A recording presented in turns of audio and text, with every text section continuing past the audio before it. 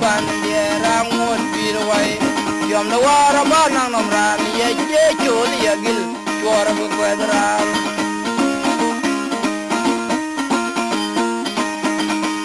la konde den ken biralo ngeje bu bal ajeni yom yoda kolej lan kideman ya ton troj o di wadam ajib monam babang nyoy ke jolo nan jala yo gwam mazlum birwa wada daga to tunga duan ma kur bulunda diu diu uga kwai ni kidakam ko ke ma da lori tong na yerle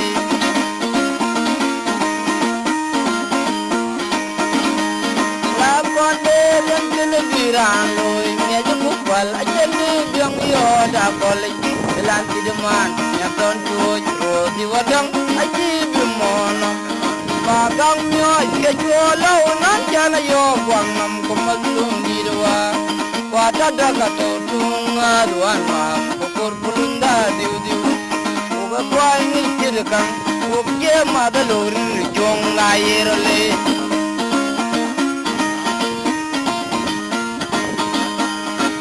jadure kan ya ra ra je ba dom nam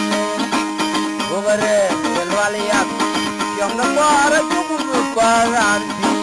anda dure jam jai mera ra che ba dom no bogare elwalia yom na kwara chuku kwaran bi no ban te jiga te ra che ban ye ra mo tirwai yom na war da nang ran ye che choli ya bil wora bu kwadran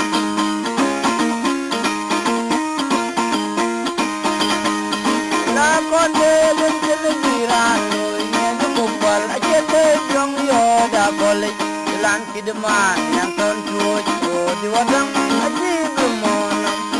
bagang nyoy ke jolo nan jana yo gwang nam kumazlum dirwa wada daga to tunga ruan ma kur bulunda diu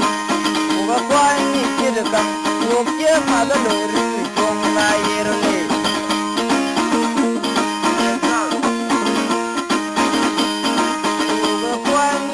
kang o ke ma da lori tong la yerle